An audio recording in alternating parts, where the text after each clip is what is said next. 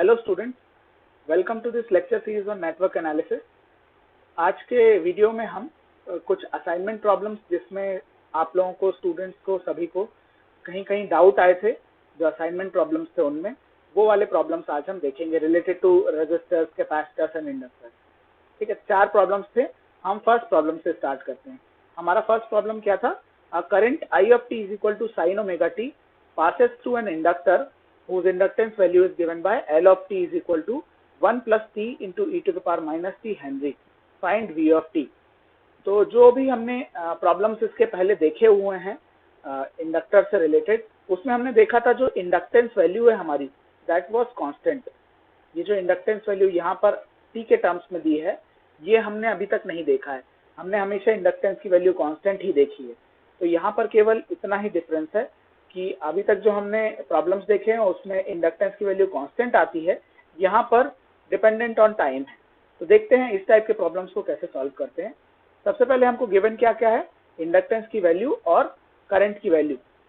अब हमने पढ़ा क्या हुआ है, v of t is equal to d∅dt पढ़ा है, और इसके अलावा एक चीज और देखी है हमने, that phi is equal to L into I। ठीक है, तो अगर मैं phi of t की बात करूं तो phi of t क्या हो जाएगा, phi of t will be equal to L of t into I of t, L of t into I of t। यही मैंने लिखा हुआ है यहाँ पर ऊपर। यहाँ पर d∅dt लिखा, v of t is equal to d∅dt, ये हमने देखा है। phi of t की जगह क्या लिख दिया मैंने, L of t into I of t यहाँ पर लिख दिया है मैंने। ठीक है, तो अब क्या होगा, L of t और I of t हमको गिवन है, वो हमने सब्स्टिट्यूट कर दिए।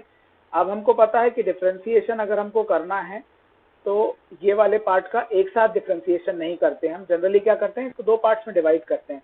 इसको हम मान लेते हैं first part, this is the first part of differentiation, and we will consider this as the second part. ये आपका सेकेंड पार्ट हो गया। अब हम क्या करते हैं, डिफरेंशिएशन का प्रोडक्ट रूल लगाएंगे। प्रोडक्ट रूल लगाते हैं जब डिफरेंशिएशन को, उसमें क्या करते हैं, किसी भी एक पार्ट को पहले आप कांस्टेंट मान लो, दूसरे वाले पार्ट को डिफरेंशिएट करो, और फिर जिस पार्ट को पहले पार्ट में कांस्टेंट माना था पहले वाले डिफरेंशिएशन में, उसको आप डिफरेंशिएट करेंगे और उस दूसरा वाला जो बचा हुआ पार्ट है उसको कांस्टेंट मानेंगे। जैसे इस केस में क्या किया है, sine omega T, this is the second part, इसको कांस्टेंट माना है, डिफरेंशिएट किया है हमारे फर्स्ट वाले पार्ट को, प्लस फर्स्ट वाले पार्ट को कांस्टेंट माना और डिफरेंशिएट किया सेकंड वाला part, that is sine omega T. जब इसको आप डिफरेंशिएट करोगे फाइनली, तो यहाँ पर एक जब आप डिफरेंशिएट करोगे 1 plus T into E to the power minus T, तो इसके अंदर मैंने डायरेक्ट जो डिफरेंशिएशन कर दिया है, इसमें भी आपको प्रोडक्ट रूल अलग से लगाना पड़ेगा। ठीक है, पहले टी का डिफरेंशिएशन किया हमने, ठीक है, तो दैट विल बी 1, तो बचा केवल e to the power minus t. यहाँ पर देखो ये वाला पार्ट, e to the power minus t. इसके बाद टी को कांस्टेंट माना और e to the power minus T का डिफरेंशिएशन किया, तो ये जो प्लस होना चाहिए था बीच में, that is minus, because E to the power minus T का डिफरेंशिएशन क्या होता है, minus E to the power minus T. तो ये माइनस साइन आ गया, टी वैसे का वैसा क्योंकि कांस्टेंट माना था, और e to the power minus t यहाँ पर आ गया। तो ये हो गया आपका। यहाँ पर भी इसके लिए, इसको डिफरेंशिएट करने के लिए भी प्रोडक्ट रूल लगेगा आपको, यहाँ पर भी प्रोडक्ट रूल लगाना है। ठीक है, यहाँ पर भी डिफरेंशिएशन का प्रोडक्ट रूल लगेगा। वाइल डिफरेंशिएटिंग आपको यहाँ पर प्रोडक्ट रूल लगाना पड़ेगा। 1 का डिफरेंशिएशन तो हमको पता है 0 होता है, तो इसलिए उससे कोई प्रॉब्लम नहीं है। हमने एक बार डिफरेंशिएट कर दिया इसको। डिफरेंशिएट करने के बाद हमने केवल क्या किया है, इसको रीअरेंज किया है इस तरीके से कि हमारे ऑप्शंस से मैच होने लगे हमारा आंसर। आप चाहो, अगर ऑप्शंस के फॉर्म में नहीं आता है आपका जो फाइनल आंसर है, अगर ऑप्शन वाला ऑब्जेक्टिव क्वेश्चन नहीं होता है, तो यहाँ तक करके छोड़ सकते हो। This will be your final answer. जरूरी नहीं है कि उसको आप इस तरीके से वापस से रीअरेंज करो। ठीक है, तो ये हमारा हो गया सॉल्यूशन टू प्रॉब्लम नंबर 1। अब हम आते हैं हमारे प्रॉब्लम नंबर 2 पर। प्रॉब्लम नंबर 2 क्या था, a voltage V of t is equal to 2 sin omega t is applied across a capacitor having time varying capacitance given by C of t is equal to 1 plus 0.1 sin t farad. Find I of t। यहाँ पर भी देखो आप, आपका जो capacitance value है that is not constant, ये जो कैपेसिटेंस वैल्यू है this is not constant, this is varying with time. तो यहाँ पर भी कुछ चेंजेस आएंगे, इसलिए इस क्वेश्चन को देखना इंपॉर्टेंट है। गिवन क्या क्या है, v ऑफ t और c of t, find out करना है i ऑफ t। हमने ये फॉर्मूला देखा है q is equal to cv, यहाँ टाइम के रिस्पेक्ट में अगर लिखोगे तो q of t is equal to c of t into v of t। अब हमको ये चीज पता है that i of t is differentiation of q of t। तो यहाँ पर q ऑफ t की जगह एक पार्ट हमारा छूट गया है, यहाँ पर पहले हम इसको लिख सकते हैं d of t, sorry d by D T of Q T की जगह क्या लिख देंगे, c of t into v of t।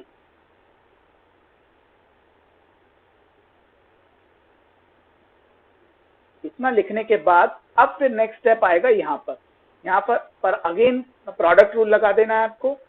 c of t constant माना, this is the first part, इसको हम मान लेंगे first part, c of t is the first part और v of t is the second part. तो product rule जब apply करेंगे तो c ऑफ t कांस्टेंट हो गया d by D T of V T plus v of t constant हो गया d by D T of C T. C T और we T की वैल्यूज आपको पता है, c ऑफ t और v ऑफ t की, बस वैल्यूज सब्स्टिट्यूट करनी है आपको और फाइनली रीअरेंज करना है इस तरीके से कि हमारे ऑप्शन से मैच होने लगे।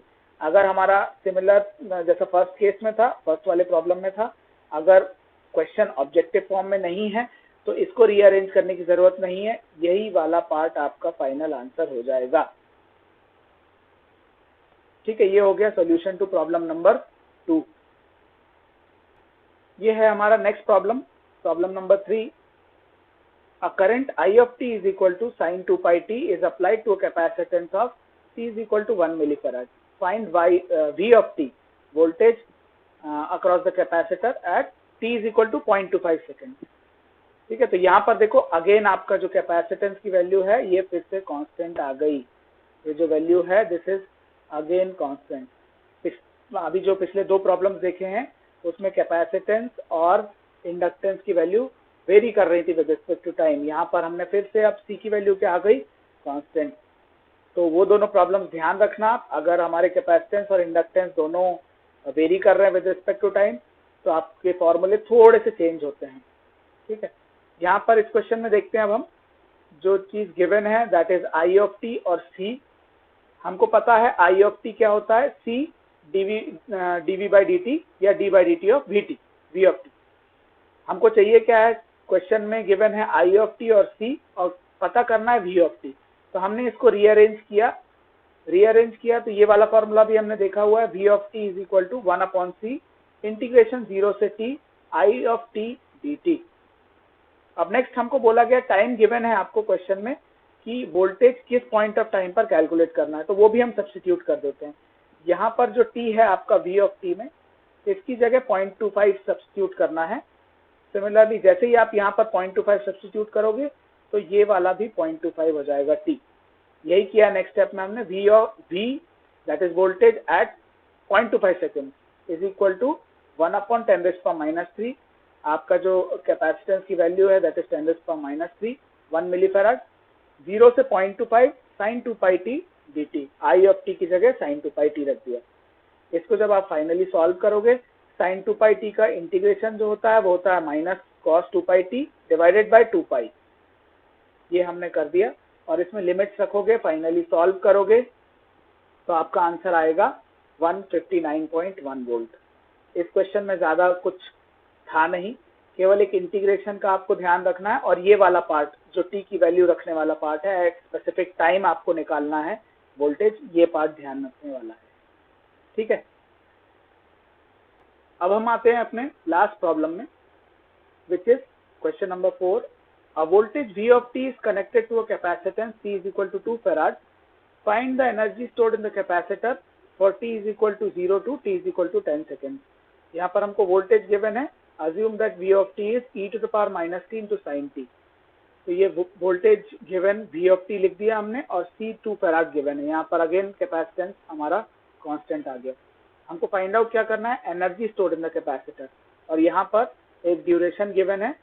ठीक है, तो अगर कोई ड्यूरेशन गिवन हो आपको क्वेश्चन में तो एनर्जी कैसे फाइंड आउट करते हैं वो हम देख लेते हैं इस प्रॉब्लम में। सबसे पहले हमने वोल्टेज फाइंड आउट कर लिया at t is equal to 0 which is v of 0 volt आ गया। Similarly V of 10 find out कर लिया which is voltage at t is equal to 10 second. यहाँ पर एक चीज ध्यान रखने लायक है, जब आप t की जगह 10 रखोगे तो यहाँ आएगा साइन ऑफ 10। तो ये जो साइन ऑफ 10 आप निकालोगे ये अपने कैलकुलेटर में आपको सेट करना पड़ेगा पहले। This is not sine 10 degree, this is sine of 10 radian. तो पहले आपको अपने कैलकुलेटर में प्रॉपरली सेट करना पड़ेगा that this angle is in radian, और उसके बाद साइन ऑफ 10 कैलकुलेट करना पड़ेगा, अदरवाइज आपका आंसर गलत आएगा। तो ये चीज इसमें ध्यान रखने लायक है इस प्रॉब्लम में। फिर इसके बाद हमने V of 0 V of 10 निकाल लिया। इसके बाद एनर्जी का फॉर्मूला हमको पता है, E is equal to half into CV square, ये हमने देखा हुआ है।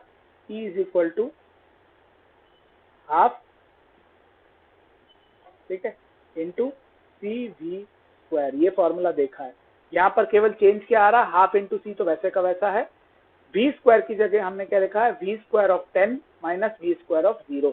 ये मैंने केवल इसलिए लिखा है कि मान लीजिए अगर यहाँ t इज इक्वल टू 0 की जगह यहाँ पर t इज इक्वल टू 2 होता, मतलब energy stored in the capacitor निकालनी है t is equal to 2 second से t is equal to 10 second तक, तो यहाँ पर आपको 0 की जगह 2 रखना पड़ता, V square of 10 minus V square of 2, तभी आपका प्रॉपर आंसर आता, सही आंसर आता। केवल ये क्वेश्चन मैंने इसीलिए रखा है ताकि ड्यूरेशन के लिए आप एनर्जी कैलकुलेट कैसे करते हो कैपेसिटर में स्टोर्ड एनर्जी, वो आपको पता चल जाए। बस इसमें वैल्यू सब्स्टिट्यूट करनी है आपको और आपको फाइनल आंसर निकालना है। This is all math, that's it. तो इस वीडियो के लिए बस इतना ही। Thank you very much, thank you.